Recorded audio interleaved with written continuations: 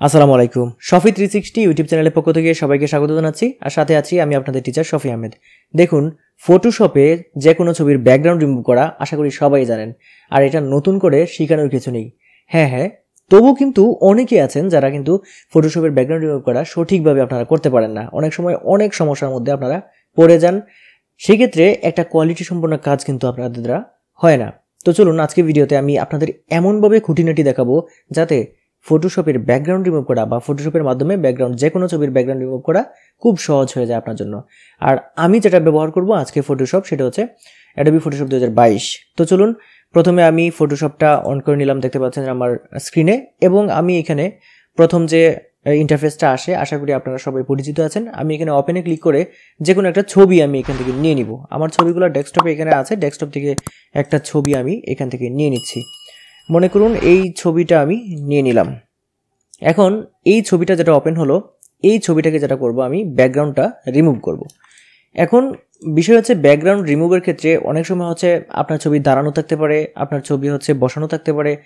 অনেক সিস্টেমে কিন্তু আপনি ব্যাকগ্রাউন্ডটা রিমুভ করা লাগতে পারে আপনার। সেক্ষেত্রে আমি প্রথমে ছবিটাকে একটু ক্রপ করে নিচ্ছি যাতে আমার এটার ব্যাকগ্রাউন্ডটা রিমুভ করতে সুবিধা হয়। মনে করুন এই পর্যন্ত আছে আমার ছবিটা, আমি শুধুমাত্র এই পিছনের ব্যাকগ্রাউন্ডটা রিমুভ করে অন্য কিছু একটা দিতে চাই।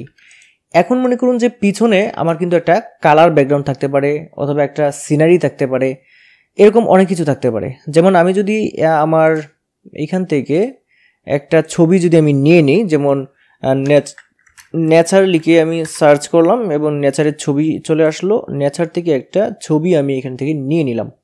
যেমন আমি এই ছবিটাই মনে করুন কপি করব, এখানে কপি করে তারপর এইখানে গিয়ে Ctrl+N দিয়ে নতুন একটা পেজ আমরা নিয়ে নিব। সেইখান থেকে আমরা যেটা করব, ক্লিক করে এখানে ক্রিয়েটে ক্লিক করব। এখানে কিন্তু পেজের মাপ, এই জায়গাটাতে আপনারা যে কোনো মাপ দিয়ে নিতে পারেন। এখানে ক্রিয়েটে আমরা ক্লিক করে দিলাম, এটা হয়ে গেল। এখানে Ctrl+V দিয়ে দিলে যেটা কপি করেছিলাম সেটা কিন্তু এখানে এই যে দেখতে পাচ্ছেন পেস্ট হয়ে গেল।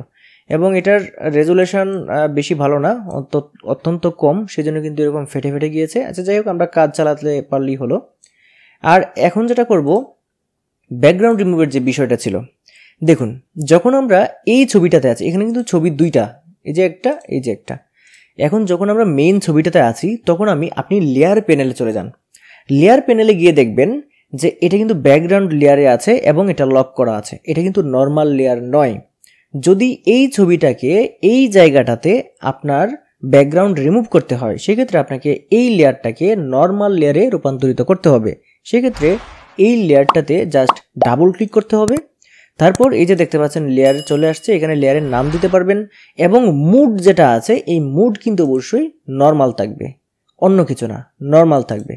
তারপর আপনি এখানে ওকেতে ক্লিক করবেন। যদি সেটা না করেন, মনে করুন এটা ব্যাকগ্রাউন্ড এরকম আছে, এই যে ব্যাকগ্রাউন্ডে থাকলো এবং হচ্ছে এইখানে লক করা থাকলো। এখন যদি আপনি ব্যাকগ্রাউন্ডটাকে সিলেক্ট করেন, প্রথমে মনে করুন আমি কুইক সিলেকশন টুলের মাধ্যমে এটাকে টান দিয়ে এভাবে সিলেক্ট করলাম, এইভাবে সিলেক্ট করলাম। এখন এটা সিলেক্ট হওয়ার পর আপনি যদি এটাকে রিমুভ করতে চান, কিভাবে করবেন? যদি আপনি ব্যাকস্পেস দেন তাহলে কিন্তু আপনার যে এটা চলে আসবে, ফিল চলে আসবে। যদি এইখানে আপনি যে এই যে দেখতে পাচ্ছেন এখানে ফোরগ্রাউন্ড কালার আছে, ব্যাকগ্রাউন্ড কালার আছে, এইখানে যদি আপনি ফোরগ্রাউন্ড কালার দেন, তাহলে ফোরগ্রাউন্ড কালারে যেটা আছে, এই যে দেখতে পাচ্ছেন এইটা ওকে দিলে এইটা কিন্তু ফিল হবে। আবার যদি আপনি ব্যাকস্পেসে ক্লিক করেন অথবা ডিলিটে ক্লিক করেন, তাহলে যদি ব্যাকগ্রাউন্ড কালার দেন, তাহলে ব্যাকগ্রাউন্ডে হলুদ যেটা আছে এইটা ফিল হবে।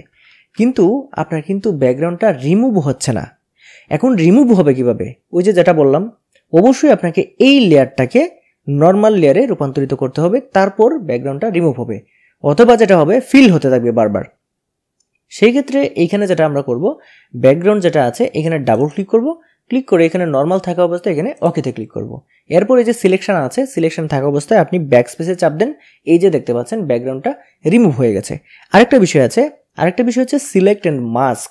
সিলেক্ট অ্যান্ড মাস্ক হচ্ছে এইখানে যখন থাকবে তখন আপনি এই সিলেক্টে চলে যাবেন এবং নিচের দিকে চলে আসবেন, এই যে সিলেক্ট অ্যান্ড মাস্ক, এখানে ক্লিক করে দিবেন। এখানে ক্লিক করে দিলে আপনি কিন্তু আপনার যে ব্যাকগ্রাউন্ডটা আছে সেটা অবশ্যইভাবে সুন্দরভাবে আপনি একদম ট্রান্সপারেন্ট করে ফেলতে পারবেন। এখানে কিন্তু একটু ভুল হয়ে গেছে, আমি আবার আপনাদের বলছি, এটা ক্যান্সেল দিয়ে দিচ্ছি, এখানে ক্লিক করে ক্যান্সেল দিয়ে দিচ্ছি।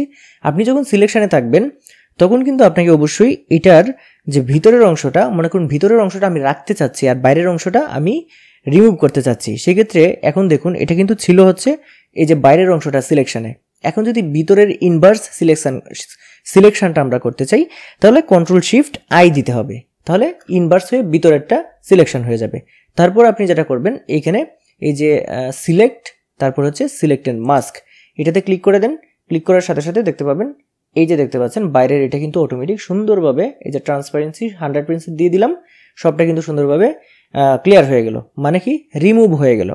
এরপরে কিন্তু আপনারা এখান থেকে লেয়ার আছে এই যে দেখতে পাচ্ছেন আউটপুট, এখানে আপনি সিলেকশনও দিতে পারেন, লেয়ার মাস্ক দিতে পারেন বা বিভিন্ন ধরনের অপশন এখানে আছে, এগুলো দিয়ে এখানে ওকেতে দিলেই কিন্তু কাজ হয়ে যাবে।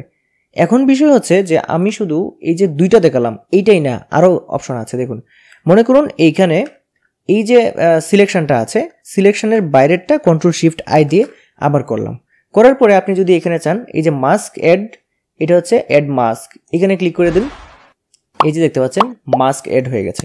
এখন মাস্ক অ্যাড কোনটাতে হয়েছে? আমার কিন্তু ভিতরেরটাতে মাস্ক অ্যাড হয়েছে, সেই জন্য আমাকে যেটা করতে হবে এখানে Ctrl+I দিতে হবে। এই যে ইনভার্ট, Ctrl+I মানে ইনভার্ট, সেক্ষেত্রে আবার বাইরেরটা হবে, সেক্ষেত্রে বাইরেরটা কিন্তু আমার রিমুভ হয়ে যাবে। আবার যদি Ctrl+I দিই তাহলে আবার এটাকে বিপরীতমুখী হয়ে ভিতরেরটাতে চলে আসবে, ভিতরেরটা রিমুভ হয়ে যাবে। আচ্ছা যাই হোক, আমরা কিন্তু প্রায় 3টা পদ্ধতি শিখে গেছি অলরেডি। এখন আমি প্রথমেরটাতে আবার যাব, প্রথমেরটাতে চলে যাচ্ছি। আমি Ctrl+Z দিয়ে আমি পূর্বের অবস্থায় ফিরে এলাম। এখন দেখতে পাচ্ছেন যে বাইরে কিন্তু সিলেকশন হয়ে আছে। সেই ক্ষেত্রে আমি এখন যেটা করব, আমি এইখানে একটা ফেদার সিলেকশন এখানে অ্যাড করব। আমি এই মুহূর্তে যদি এটা কিন্তু ডাবল ক্লিক করে আমরা কিন্তু নর্মাল লেয়ারে রূপান্তরিত করেছিলাম। এখন জাস্ট যদি ব্যাক স্পেসে বা ডিলিটে চাপ দিই, এই যে দেখতে পাচ্ছেন সুন্দরভাবে কিন্তু এই আমার ব্যাকগ্রাউন্ড যেটা আছে সেটা ক্লিয়ার হয়ে যাচ্ছে, রিমুভ হয়ে যাচ্ছে। আরেকটা বিষয় এখানে দেখুন, এখানে কিন্তু সুন্দরভাবে মিলেনি, মানে এখানে কিন্তু ফেদারটা মিলেনি। সেই জন্য আমরা যেটা করব, এইখানে Shift+F6 অথবা এই সিলেকশন টুলে থাকাকালীন রাইট বাটনে ক্লিক, সিলেকশন টুলে থাকাকালীন রাইট বাটনে ক্লিক করে এই যে ফেদার এটাতে ক্লিক করতে হবে, অথবা Shift+F6। তারপর ফেদার আপনি আপনার যে ইমেজ সাইজ আছে যদি বড় হয় তাহলে ফেদার বেশি দিতে হবে, আর ইমেজের পিক্সেল যদি ছোট হয় তাহলে কম দিতে হবে। আমি এখানে 10 দিয়ে দিলাম এবং ওকে দিয়ে দিলাম। দেওয়ার পরে আমি যদি এখন ব্যাক স্পেসে চাপ দিই, এই যে দেখতে পাচ্ছেন খুব সুন্দরভাবে কিন্তু ব্যাকগ্রাউন্ড রিমুভ হলো, কিন্তু ফেদার কিন্তু বেশি দিয়ে ফেলেছি মনে হচ্ছে। এখানে কিন্তু এত ফেদার দেওয়া যাবে না, সর্বোচ্চ 2 দিতে হবে। সেক্ষেত্রে আমি আবার Shift+F6 চাপ দিয়ে এখানে 2 দিয়ে দিলাম, ওকে দিয়ে দিলাম, তারপর ব্যাক স্পেসে চাপ দিলাম। এই যে দেখুন খুব সুন্দরভাবে কিন্তু এটা একদম মিলে গেছে।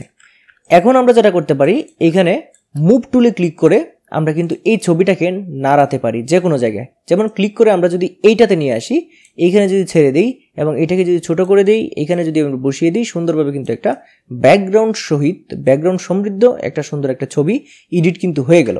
এখন কিন্তু আমরা এটাকে ইচ্ছা করলে ক্রপ করতে পারি, ক্রপ করে এটাকে কিন্তু আউটপুটের জন্য আমরা প্রসেসিংয়ে দিয়ে দিতে পারি। সেক্ষেত্রে কিন্তু এই ছবিটা যে এন্টার দিলাম, এই ছবিটা কিন্তু মোটামুটি হয়ে গেল। আশা করি একটা ছবির ব্যাকগ্রাউন্ড রিমুভ করে ছবিটা যে কোনো জায়গায় ইউজ করার জন্য আজকের এই ভিডিওটা দেখাই আপনাদের যথেষ্ট। এই যে এটা নিয়ে আসলাম। আরেকটা জিনিস, আমি কিন্তু ফটোশপের আমার সব যে টিউটোরিয়াল আছে সবগুলোতেই বলছি যে কোনো কাজ করার ক্ষেত্রে, কাজটা যখন আপনি করবেন যে কোনো কাজ এন্টার চাপতে হবে, যে কোনো কাজ এন্টার চাপতে হবে। উদাহরণস্বরূপ যদি আমি বলি, এই যে আমরা মুভ টুলে ক্লিক করলাম, ক্লিক করে এইখানে আনলাম, এখন আমাকে এন্টার চাপতে হবে। যদি এটাকে এভাবে বাড়াই তাহলে এন্টার চাপতে হবে, যদি এটাকে এইভাবে ছোট করি, এবার এখানে এনে বসাই, এন্টার চাপতে হবে। যদি আমি কন্ট্রোল, এই যে সবগুলো আছে এই সবগুলো যখন Ctrl+A দিয়ে আমরা সিলেক্ট করব, যে দেখতে পাচ্ছেন এইটা, তারপর Ctrl+Shift+E দিলে এই সবগুলো কিন্তু এক হয়ে যাবে, মার্জ হয়ে যাবে। এই যে মার্জ হয়ে গেল। এরপরেও আমাদের এন্টার, মানে সকল পর্যায়ে আপনাকে এন্টার চাপতে, এন্টার যখনই আপনি দেখবেন যে কোনো কাজ করতেছে না তখন এন্টারে একটা চাপ দিয়ে দিবেন। দেখবেন যে যদি আপনি একটু আনস্কিলড হয়ে থাকেন তাহলে কাজ দেখবেন যে সমাধান হয়ে গেছে। সো ফ্রেন্ড, আশা করি আজকের এই ভিডিওটার মাধ্যমে আপনারা মোটামুটি না ভালোভাবে ক্লিয়ার হয়ে গেছেন কিভাবে ফটোশপে ব্যাকগ্রাউন্ড রিমুভ করে আপনারা অন্য একটা ছবিতে, যে কোনো ছবিতে ছবি প্রসেসিংয়ের জন্য কাজ করতে পারেন। আর এখানে ছবিটা দেখতে পাচ্ছেন যে রাফলি এখানে কাটা হয়েছে, এটা আসলে আমি ভিডিওর স্বার্থে তাড়াতাড়ির স্বার্থে এটা করেছি। এটা কিন্তু আপনারা পেন টুলের সাহায্যে বা অন্যান্য সিলেকশন টুলের সাহায্যে খুব আস্তে আস্তে করবেন, যাতে সিলেকশনটা খুব স্মুথ হয়। সিলেকশনটা যত সঠিকভাবে হবে তত সঠিকভাবে কিন্তু ব্যাকগ্রাউন্ডটা রিমুভ হবে। সো ফ্রেন্ডস, আজকের ভিডিওটা এই পর্যন্ত থাকবে। আশা করি আজকের এই ভিডিওটা আপনাদের ভালো লেগেছে। আর যদি ভিডিও ভালো লাগে তাহলে ভিডিওতে একটা লাইক দিবেন, কমেন্ট করে যাবেন ভিডিওটা কেমন হলো, এবং ভিডিওটা শেয়ার করে দিবেন অন্যদের মাঝে। আর আপনি যদি আমার চ্যানেলে নতুন হয়ে থাকেন তাহলে চ্যানেলটি সাবস্ক্রাইব করে পাশে থেকে বেল আইকনটি চেপে রাখবেন, তাহলে যে কোনো ভিডিও যখনই আমি আপলোড করি সাথে সাথে আপনার এখানে সেই ভিডিওগুলো নোটিফিকেশন আকারে চলে যাবে। আজকের ভিডিও পর্যন্তই, সবাই ভালো থাকবেন। আসসালামু আলাইকুম।